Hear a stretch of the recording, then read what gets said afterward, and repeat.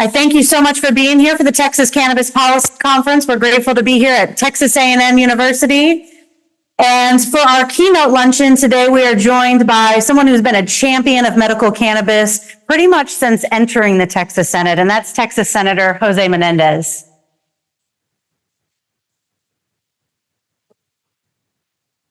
You know, a lot of the time you hear politicians talk about issues and they talk about it mostly on the campaign trail, but when it comes down to the policy, you don't see the rubber hit the road.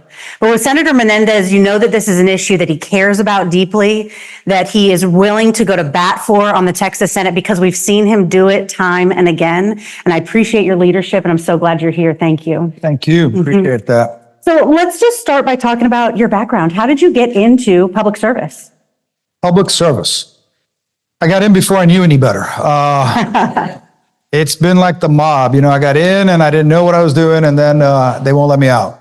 I started running for office in 1997. I was 27. My wife and I didn't have kids, and I had been serving on the zoning commission because I wanted to give back to the community that had given our family so much, and I felt such a debt of gratitude. And you know, working in a family business. And so I got appointed to the zoning commission, and I got lucky that the lady who appointed me, she lost to a guy, her reelection, who was really not fit to be in office. And so a year later, people were recruiting me to run against them. Little did we know that myself and 5 or 6 other people were going to run. It was a crowded race. We block walked for 6-8 hours a day. Back then people answered their doors. Thank God there weren't any ring doorbells, and we got to talk to folks, and we won. Out of 8,000 votes cast, we won by a margin of 41 that night. Wow. And and then obviously those days when we voted, I'll age myself. Well, we were using a number 2 Scantron pencil. So if you had to fill out the oval, remember test taking with those things? So if you did a check mark or an X, like a lot of voters did, the computer wouldn't read it. So in the recount, we picked up 12 more votes.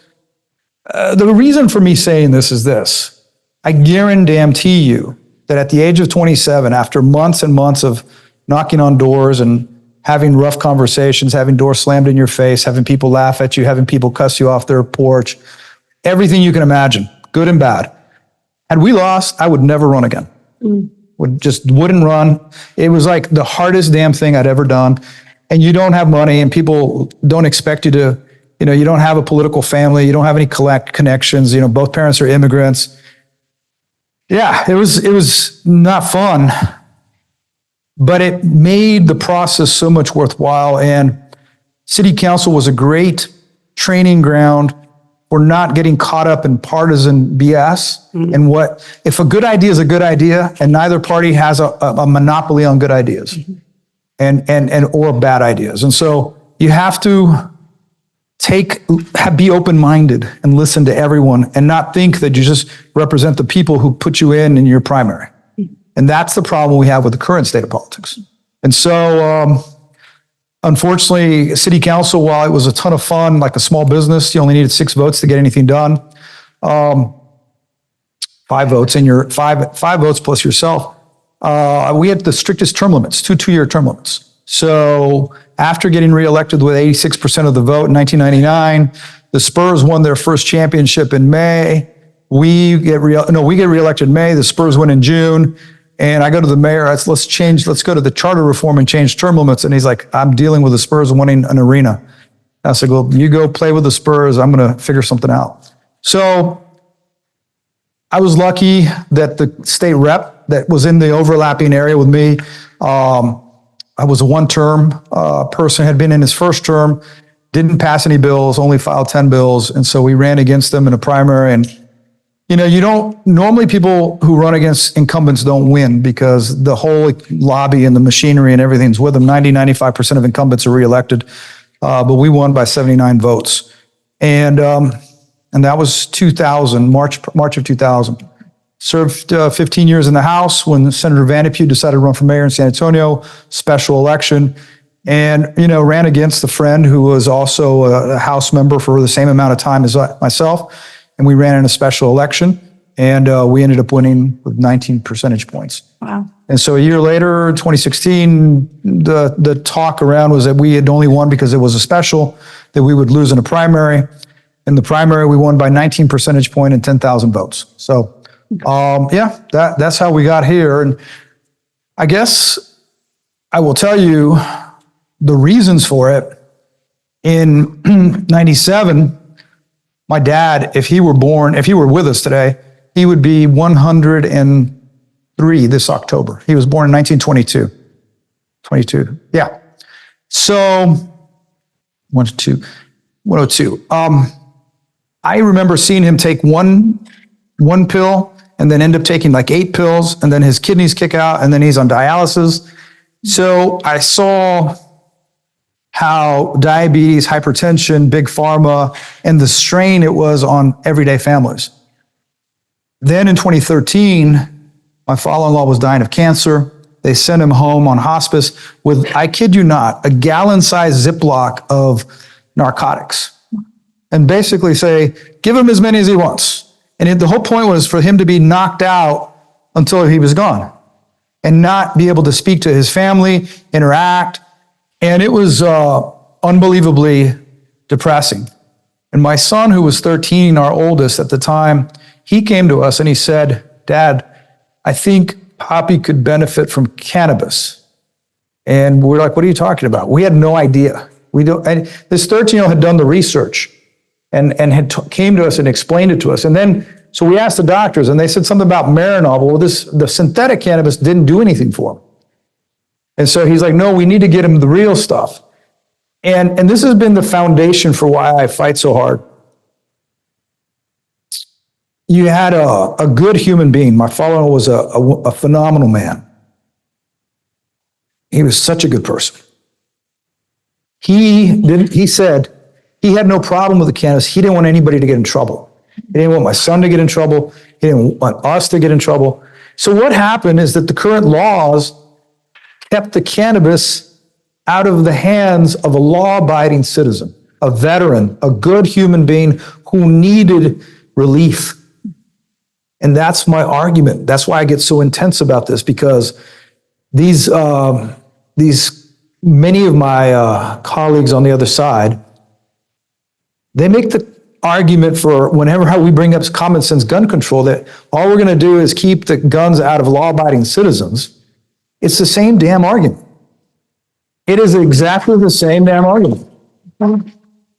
And so how can you believe and say law-abiding citizens, we must respect their independence and their responsibility and their ability to make decisions for themselves on one hand, but you don't do it on this? Let adults and their physicians make the best decisions for them and the care that they get. Right. You know, and fast forward, you know, my wife's had 2 back fusions. She's got MS, she's got RA. You know, after the second back fusion, they had her on fentanyl patches. Thank God she got off. She's still on a daily narcotic schedule. But I'll tell you this, when we go to California or Colorado, and I'll go into a MedMen dispensary, I'll go in and I'll tell them what the issue she has. They can give her stuff that she tells me, I don't feel pain, and actually I'm clear-headed. I can think, I feel normal. So the cannabis allows her to feel normal. So, you know, I mean, in our house, the introduction to cannabis, now my son's 24, has his daughter with him back in the back with Pearl, and he's the one who introduced us and made this, you know, and I'm like, I told him, I'm going to give you the credit that you deserve, because I was one of those people that was scared and had been told, ooh, cannabis is going to be this gateway drug and it's going to be the way, and it's this scary thing. In reality, it's a medicinal herb that's been around for generations. People have been using this for generations. Right. It still has been so controversial in Texas. And, Yeah. you know, it's been almost 10 years since we introduced the Compassionate Use Act, since it was passed into law. You were a co-author of that bill. Can you talk to us about the significance of that moment when that bill was being debated on the floor of the Senate and passing into law?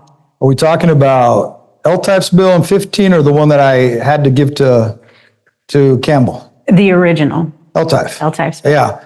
So Senator Eltife now, UT Region, Eltife, great guy, East Texas, former mayor, wonderful. You know, the politics as of late have gotten so divisive and partisan and extreme that it makes me feel sometimes that it's pushing us normal, moderate type people out to the extremes. But then I think of people like Eltife and Strauss and Larson and Allison and other good Republicans who just want to solve problems and represent areas that happen to be conservative. He saw a bunch of mothers who had kids with epilepsy, and they came to him with some, scientific data, and they showed it to him. And I'm pretty sure that if he had had the conversation I had, that the doctor that was brought to us in 2017, that we met with Campbell and Senator Campbell and then the other doctor, I can't believe I forgot his name right now. Schwartner. And when they met with the doctor from, I think it may have been Harvard, and he showed them the results, they're like, okay, it makes sense. Yeah. Because there should be no limitations on the type of cannabis.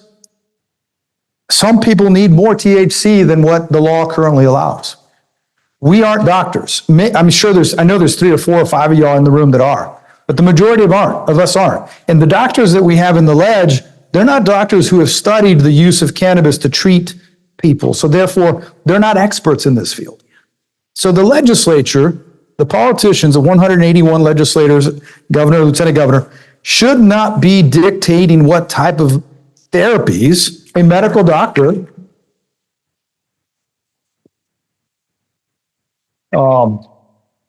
So in 17, I brought forward the whole bill that just said let doctors and patients decide, basically take off the extreme limitations. And it was Governor Abbott who said no, who said I'll expand it, but we were not going to do full. And when I said why, the response is because I don't want this to become California. I don't want, he said as soon as you get full-blown medical, then you're going to have recreational. And I'm like, well, nothing changes in law unless we change it. But do you just all of a sudden you're going to change your mind? And one, number two, I was like, look, with all due respect, anybody who wants to get stoned today is getting stoned. No one is keeping people who want, starting in middle school, these kids know who sells the pot. And the problem is they don't know 100% what they're getting in that bag. And so it would be so much better if you had limitations, you had it accessible. It might even make it more cost prohibitive for the black market. If people had easy access to it, their market would shrink. That's exactly right. Their market would shrink. And so it just makes no sense. A lot of the arguments that they put forward about over-regulation and taxation and all these things that they talk about with respect to electricity or oil and gas or something like that, they don't apply them to this industry. If you really want to see this industry flourish legally, you need to release all of these burdensome regulations and taxation and let the market work itself with regulations to the effect that, of course, just like alcohol, we want 21 and over. We want to make sure that we know who's selling what, where. But the irony is that because of their lack of interest in a legal market, we've had this unbelievable flourishing of the vape shops and the Delta 8s and 9s and 10s. And, I took a little tiny bit of joy in saying how that we may have inadvertently made cannabis legal. And I should have thought about it a little bit because I knew that I was poking a bear a little bit. Yeah. He reacted. It was in the committee, and one of my colleagues said, "We did not make illegal." I'm like, well, ask a DA. Yeah. Well, coming back to the first bill that you had introduced, you didn't miss a beat. You got elected in a special election, and as soon as the pre-filing period opened, you were ready to file the Senate's very first comprehensive medical cannabis program. Yeah. And,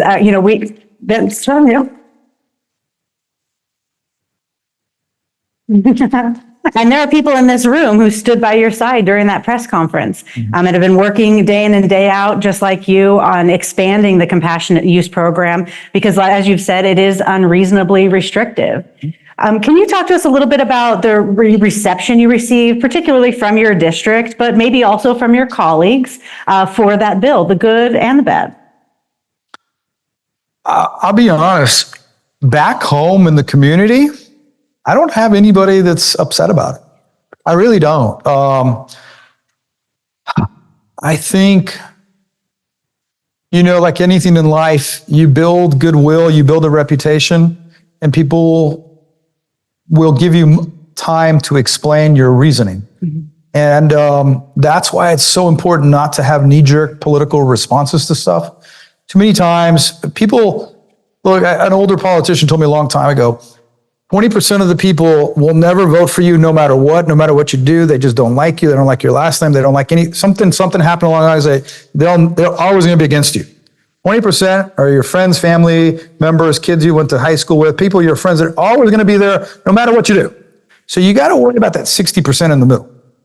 That 60% in the middle is listening, is watching, you can't be too worried about the extremes. I mean, you're appreciative of your base, your friends, family, but the ones that are always against you, that doesn't do any good. So the other thing is, Heather, is that no one's promised tomorrow.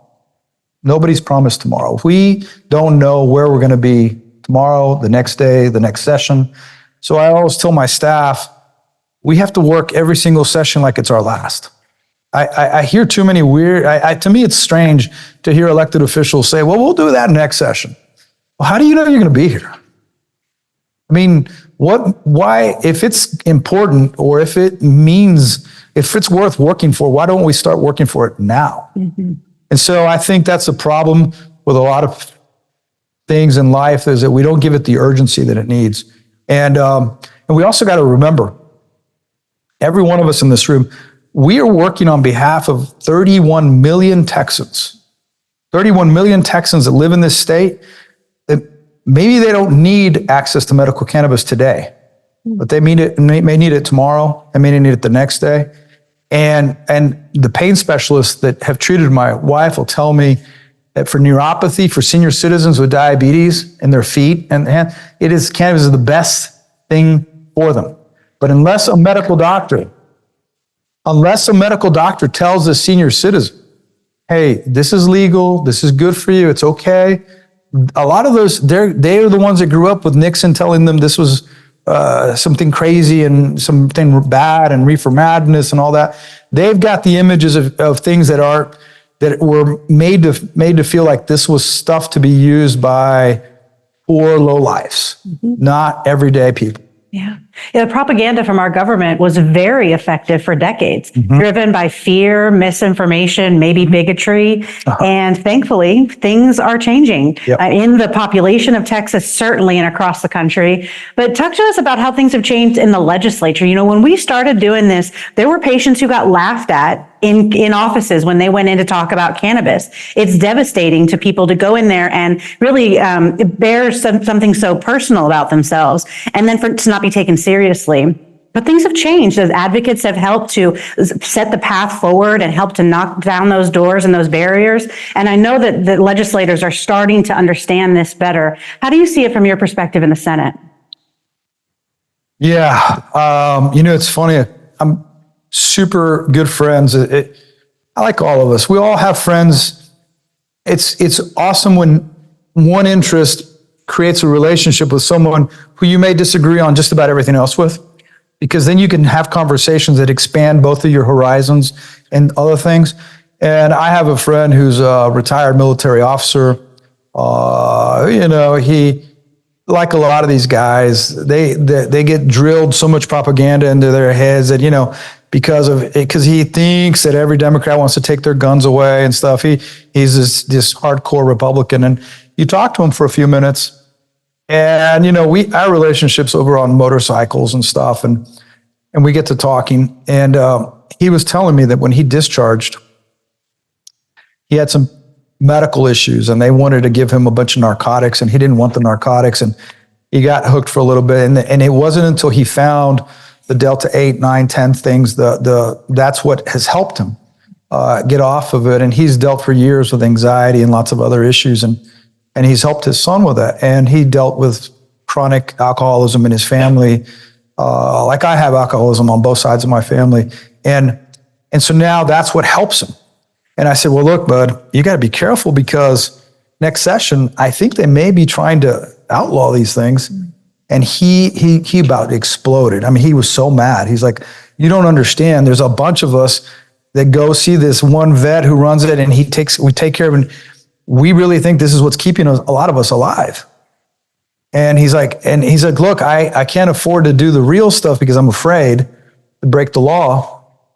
And I said, well, maybe you qualify for the Compassionate Use Act. He said, well, right now this is working. So he's upset. He's willing to come testify. And he's like, I'm going to tell them, and I'm a Republican, and they should mind their own business. I go, well, I need you to come and say those words because they need to know it's not just, some people in Austin in leadership really think this is just some sort of conspiracy to make Texas look like California or to have a bunch of stoners and potheads. The stoners and the potheads want nothing to do with any kind of regulations. They want nothing to do. They're still going to buy from their what do you call it, Don? Plug? They're still going to buy from their plug, right? They're going to buy from their guy, and they're going to get their stuff, and they're going to do their thing. We're not changing their lifestyle. What we're doing is we're opening up to law-abiding citizens the ability to use something that I know will help them and they know will help them. So, the question is how do I see the transitions? There was a petition dropped, I think in 2017 by 14,000 veterans who wanted access to cannabis. We need more of that. We need more people. I got interviewed, I don't know if they're here, the gentleman, the Republican guy, the Liberty from San Marcos, I got on the radio with him. And I told him, I go, dude, these are the top two offices we need to convince, the governor's office and the lieutenant governor's office. Yeah. I think that if we get them to back off, I think we can get it through the legislature. You mentioned veterans, and veterans have been leading the charge in advocacy in Texas. They've been at the Capitol every legislative session. And very impressively, when there's been a proposal that would allow cannabis access for only veterans, for PTSD, for example, they rejected that and said PTSD is something that affects far more than just veterans. It affects first responders, victims of trauma, and we have to open this up for everyone. And in 2019, when the program was expanded, PTSD was not included on that list. And you went to bat for veterans and everyone with PTSD, talking about that issue, making sure at least it was talked about on the Senate floor, even if it wasn't introduced in that bill. Yeah, it's unfortunate. I have a colleague who was a survivor of 9/11. He came very close to dying at the Pentagon, and he's a good human being. He's just wrong on this issue. He doesn't know how. I don't know that he believes that the argument for PTSD for this is a genuine argument. I think they see it as a sort of an excuse way to get into it. And then unfortunately he got threatened, and that doesn't go well with a lot of people. So, but I think even he will come around. I think this is something where it's a drip thing where we have to constantly be talking to people. I think the other thing is that we need to go talk to the people that we know are the most conservative, the most upstanding, the business owners, people in church, people in the areas where you would least think would be supportive. They need the people who support Governor Abbott and Patrick, and they need to be the messengers saying, why not? If you really do say you respect adults and their responsibility and their independent thought, why not? Why are you, we get called the nanny state a lot on my side. We do. It's always about the nanny state, trying to protect people from everything. And well, this is kind of being nanny state about this issue. That's right. And I don't understand it because I don't think that anybody can tie a death to an overdose of weed anywhere. No. I can point to thousands of deaths towards alcohol overdose, towards opioid overdose, towards a lot of things. But so where is the danger in this, in giving access? And to be clear, thankfully, PTSD was later included and is now a qualifying condition for the compassionate use program, but people are still being left behind, being excluded from this medical cannabis program, not to mention its restrictive nature, in the limited access with only 3 companies, the limited uptake methods. There's still opportunities for improvement. What do you see happening in the next legislative session? We have a whole different landscape now that adult use cannabis is basically legal, everything except for naturally occurring botanical Delta-9 cannabis. And patients who don't have access through the compassionate use program are choosing to use the hemp program and opting for these products, many of which are really good, but we don't have the regulations to make sure that it's only good product that's on the market. And that's what we hope to change. But what is your perspective on this upcoming legislative session? And that's a big loaded question. Well, there's an intersection. If anybody's from San Antonio, you're familiar with the intersection of Loop 410 and West Avenue, or Jackson Keller. There's a new vape shop. I guess that's what they call it. But they have a guy with a sign, those pointed, the arrow signs. And this dude says free weed, 21 and up. Literally, that's what the sign says. And he walks up and down and I think the store is called like Best Buds. The point is man, this right here, if I took a picture of that, that's what's causing my conservative colleagues their heads to just go boom, because their offices have got to be blowing up with, how the heck is this legal? What people are giving weed away? And I thought it was still, it's like, please, everyone just needs to calm down. So what I think is going to happen, what I think would be great would be just some regulation. One of the things I heard in the hearing is that they don't like seeing these gummies available in the gas station, and that they look like candy, and that they're easily accessible by kids. I'm with you, 100%. That's right. I think adults should have access to this, be carded, but I think maybe we should know, what is it they're selling, right? And I think this wild west that was created when we passed the farm hemp bill here in Texas is that there's no regulation. So it's kind of interesting, because in doing that and having this hyper-regulated legal cannabis, why would people come over here when they can just walk into whatever vape shop they want? Yesterday I took a picture. I took a picture from my buddy, the vet, and I sent him the picture because I was in a vitamin store. And so this says here, cookies, Delta 8 vape, sativa hybrid, indica hybrid, 2 grams, $14.99. $14.99 for a 2 milligram vape. It wasn't even, there was no expertise there. There was no one there asking you or telling you what this is good. The guy's telling me, I don't remember what indica does or sativa does. And I'm like, well, dude, I was explained to me that indica is like in the couch. Down, relax. That's what it was told to me. I go, It's a good way to remember it. Yeah, I'm a recovering alcoholic. I quit drinking in 95. I'm afraid of this stuff. I'm afraid of anything. I don't do it. But my son at times has tried when we're in Colorado or California, because I always tell him, well, Don, what if I have to drive somewhere? What if there's an emergency? And, I'm always thinking about the what if.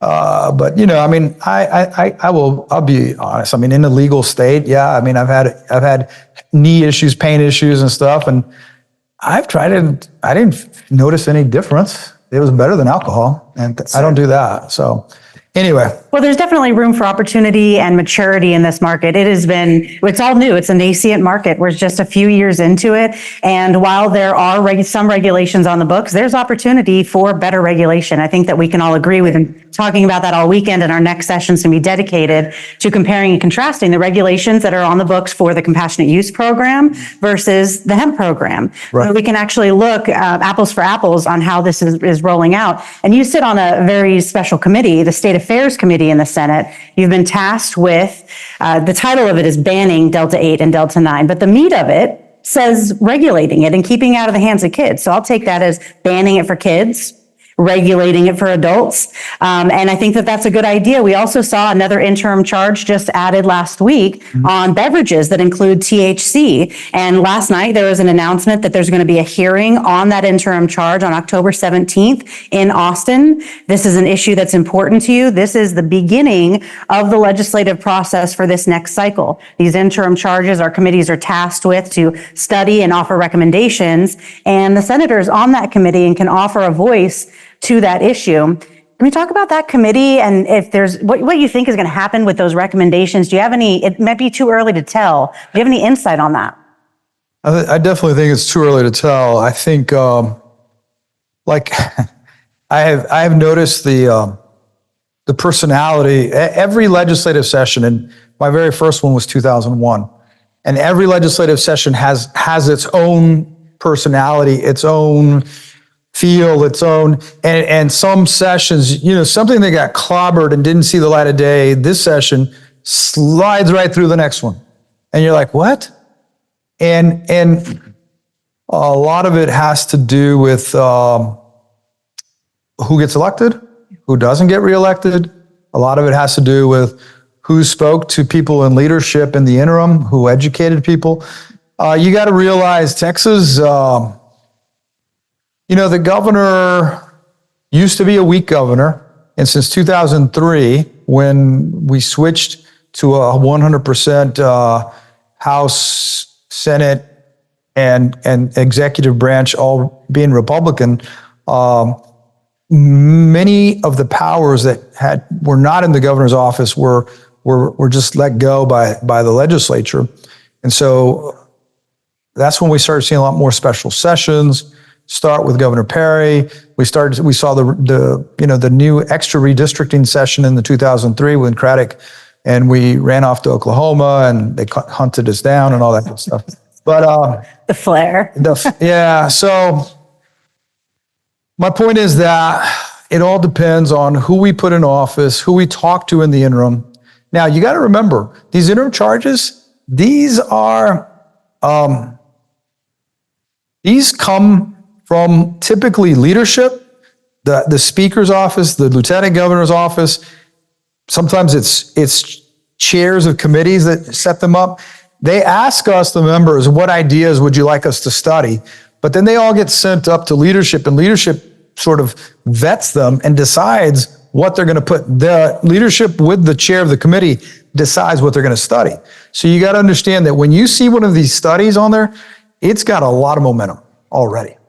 So this idea is got leadership behind it, and they're trying to figure out what they're going to do or not do coming up. So they're important to attend. If it's a subject that means something to you, I would show up. Yeah. And because, with the current makeup of the two bodies, there are super majorities of the party in charge. And so it's hard for those of us who are just a few of us. On State Affairs on Business and Commerce, there's 2 Democrats. I don't know, State Affairs, have you done the count lately? Not sure. It's probably 2 or 3 Democrats out of 8 or 9 people or 10 people. And so it's, there's a lot of heavy lifting. And if someone has an emergency that day and they can't make it or something, it can be a challenge.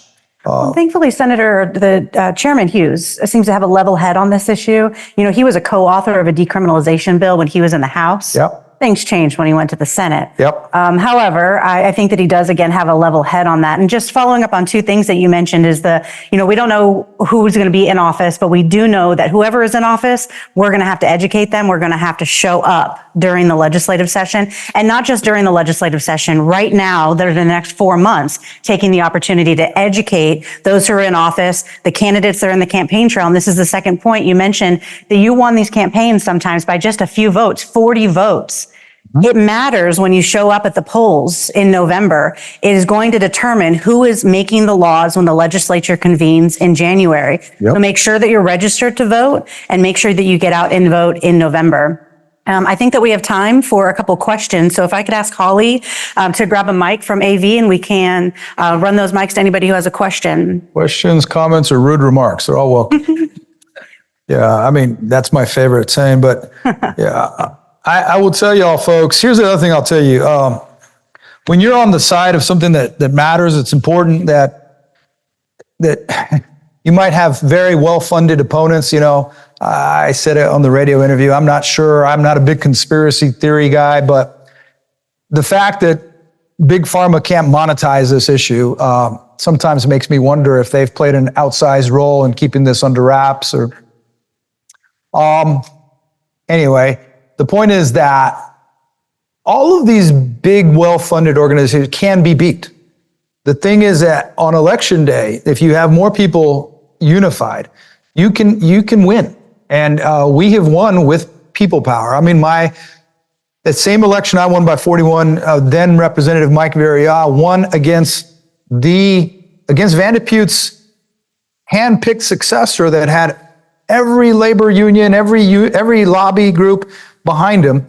He beat him by one vote because he knocked on more doors, he spoke to more people. So what y'all, I think, should do is find candidates who are committed to their community, committed to issues that matter. And I think that's what you need to find is find that commitment, and then you get behind them. And I'm not talking about, it doesn't have to be big money. More importantly than anything is volunteerism, phone calls, knocking on doors, opening your homes, saying, I'll have a coffee for you. I'll entertain people in my house to get them to understand what you're talking about. You know, these things matter, especially if you live in areas that are hyper Republican, for people to see that, hey, there are a few of us out here that we're not in that deal, we're open-minded. I mean, and I mean, even if you are, it doesn't matter. It's like my buddy, I'm going to tell him, look, dude, you go find all your other Republican friends who want us to make sure that you have access to medical cannabis, because I want them to come to Austin when it comes time to testify. Because I think that's what they need to see. They need to be looking at the faces of vets, the faces of Republicans, the faces of people that they expect to support them in their general election, and say, why are you against me on this? Why do you think you know better than me? Well, and increasingly business owners. We've got 7,000 licensed retail cannabis businesses in the state of Texas, all of whom can suit up, come to the Capitol and talk about their business and what these changing laws mean for them, and to help educate, because these lawmakers often are not coming to these conferences like Senator Menéndez is. They're in their bubble, and we have to burst that bubble, get in there and talk to them about cannabis. So we have time for a couple of questions. Go ahead, Dr. Sicily. Senator, thank you so much. It was wonderful to hear your comments. I'm a physician from Arizona, as I told you. We passed a bill in Arizona to allocate $25 million to cannabis research, to doing human trials, FDA-sponsored trials. And we wanted to see if you would be willing in January to maybe run a bill that would take a significant chunk of money out of your opioid settlement fund, because you guys have 3 times the amount of opioid settlement monies that we do in Arizona, and allocate some of that to research. Because one of the problems we have is in Texas, they're about to give $3 billion to the addiction treatment centers, Suboxone clinics, methadone clinics, but cannabis research isn't getting anything, which is to me a tragedy, because we already have some really strong early data showing cannabis' role in reducing opioid dependence. So I don't know if you'd be willing to run this bill. Yeah. I think, though, I'll be upfront with you. I think that the only way it has a chance is if we change the maybe sometimes as easy as the name or the focus from cannabis research to reducing dependency on opioids and narcotics and its alternatives. Yes. What natural methods? Okay. So yeah, I mean, because, you know, I still realize the legislative body that I'm in, we're not going to change this session, the governor, the lieutenant governor, they're there. So we've got to work with what we have. And so we got to package things in a way that because honestly, that's what you're trying to do. You're trying to reduce dependency on narcotics and opioids. And you're saying, I know that cannabis can do it, but we need some studies. Yeah. I'm good with that. That's a good idea. Great. We'll follow up. I'll give Heather our legislation. Pearl is around, and I've told this to several people. Everything goes through Pearl. Okay. Yeah, we got a guy right here. Dr. Zaberkis?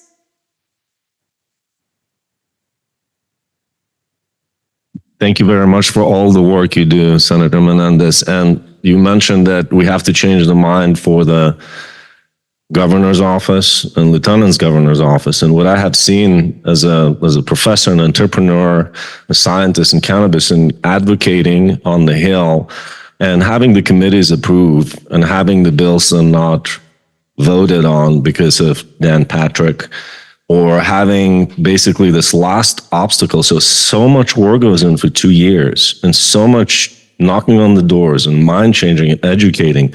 And then at the very last minute, meeting at night for the senators or for Dan Patrick, just simply not allowing this to go. So how do we get to Dan Patrick and to the governor's office? Because we can knock on the doors of the representatives and educate them.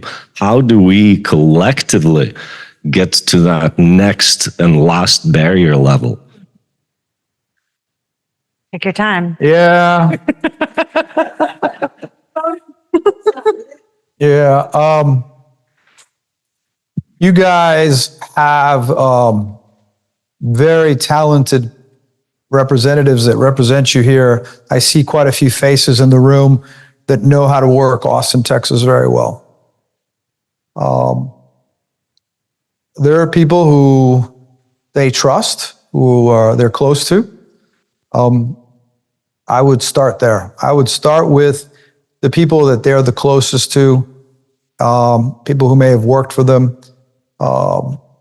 Someone said earlier that they knew a relative of Dan's, of the lieutenant governor's, that uses cannabis. I don't know any of these things. All I know is that, just as I said a few minutes ago, everything goes through Pearl. Pearl's my chief of staff. She's my general counsel. She's the most trusted person on the team. So in many offices, that person at some point in their career, some law firm or some group makes them a tremendous offer to come out, leave the office and go into the private sector. Well, the feelings for that person don't end there. You know what I'm saying? The respect and the admiration and so even though they're working over here now that's where a lot of people in your position, they go to that person and they go, hey, I need to talk to them about this. Can you help? I'm not going to give any names. Your folks here in this room that represent you in Austin, they know who. I think it would be presumptuous of me to say, go talk to this ex-staffer, go talk to that ex-staffer. I'll tell you, that's the way it's worked best in the past. I tell you that they also, a few of them rely heavily on their campaign strategist, on who they run their campaigns, because they run their campaigns and they run a ton of other people's campaigns. And then they also do work when session rolls around. And once again, I don't have a relationship with that person, so I'm not the right person. The thing that I don't like is when elected officials start sort of recommending lobbyists. Unless it's someone that I trust, I have confidence, I have faith, like the people you all have on your team, I believe. I have confidence in, I trust them. And so I would tell them about everybody in this room that I know, that I know that work on this issue. I'm good, but I don't like when elected officials, in my opinion, it feels like they're using their position to enrich others. And I don't like that. I think it's an abuse of your position. That having been said, y'all pay people to give you good advice. And they're in this room, I see them, and you should know who they are, and they're good lawyers who know how to get stuff done in Austin. We'll do what we can, but sometimes it does help to get in with someone that they've worked with closely for a long time. I think that's the unfortunate side. I say this often, and a lot of my friends get mad at me, and family members get mad at me in terms of, we inherited We inherited two things from when the Spaniards came and colonized, first Florida, Mexico, and up here. And one of the first things they built was missions, right?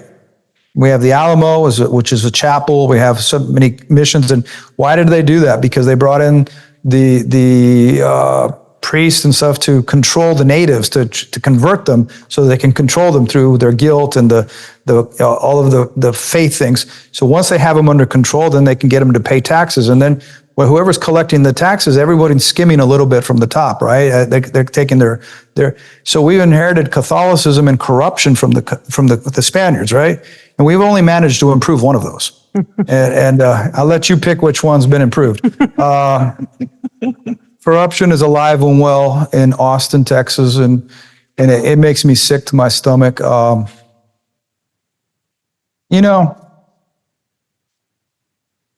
don't know how much longer I have. I know that when I got in, I was wide-eyed, sort of idealistic kid, didn't know any better. And so it kind of sucks to see behind the veil and see the truth of so many things. And so what I try to do is stay close to my kids, stay close to young people who still see the possibility of good things happening. So I'm hoping that good people will get the right things done for the right reasons. So I'm sorry I didn't give you a great answer, but it's a hard answer. It's not an easy answer.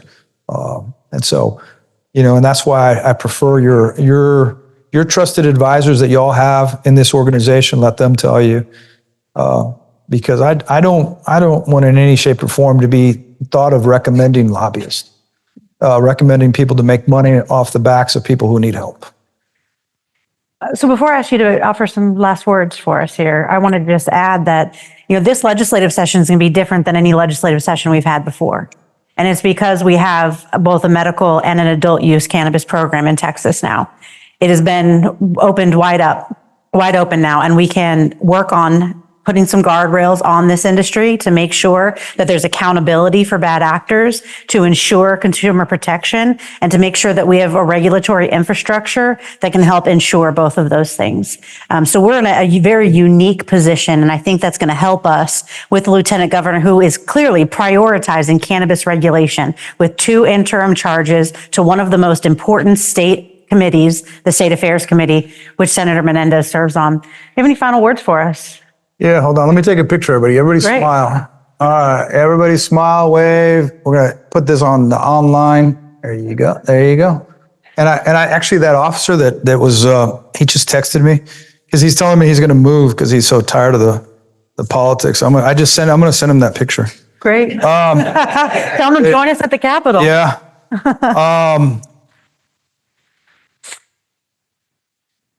Remind me of the question.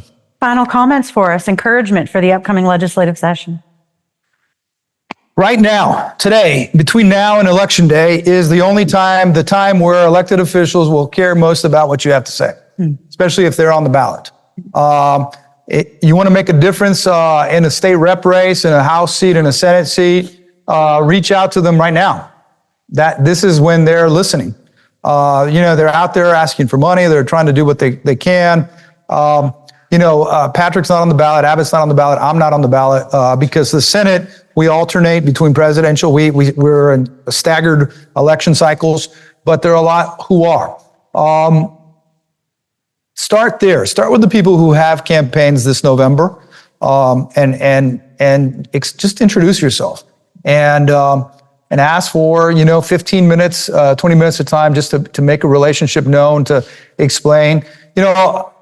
I don't know what they expect when someone calls from this, but maybe they expect someone that's not very professional. Maybe they don't understand what to expect because in their mind they have the old hangups of cannabis, right? But they may not expect a medical doctor. They may not expect a lawyer. They may not expect a business owner that comes in and says, I employ X number of people. I've made this investment. I have this, and where they might be going, oh, this is someone I probably should be listening to. I should want to have a relationship with. This is the time. And so,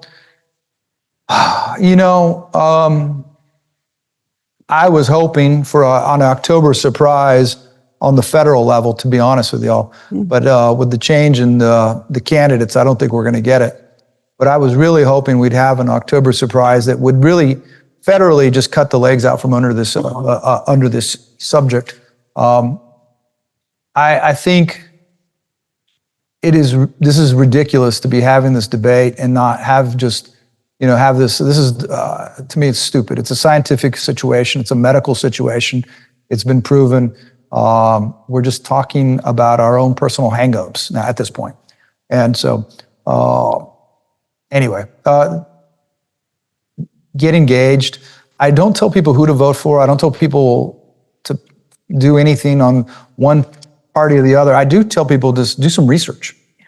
Read about what people have done. Don't watch speeches. Don't watch sound clips. Don't watch the people's what they say, because many times they'll say what you want to hear. I mean, all of them do it. They'll say at the moment what the people want to hear, then they'll turn around and do something else. Watch their book of like you were able to go in 2015, you did this, in 16 you did this and this. Watch what they've actually done or not done. It's what you said early on. You said some people will talk a good game and then they'll walk away like they don't even recognize you when you show up. And that's the hard part. Find people. And so when you do find them, help them, take care of them, build a relationship. Realize that they're rare. The elected officials and people who run for office just to solve problems these days are rare. Many times the parties are recruiting people. And when they recruit people to run, they try to recruit the most malleable people who just want to be elected. They recruit the people who just want to be at the party, and they don't care what they'll be told. I mean, it's why Abbott went after those 21 Republicans who voted against school vouchers, because he wanted to replace them with people who are just going to do what they're told.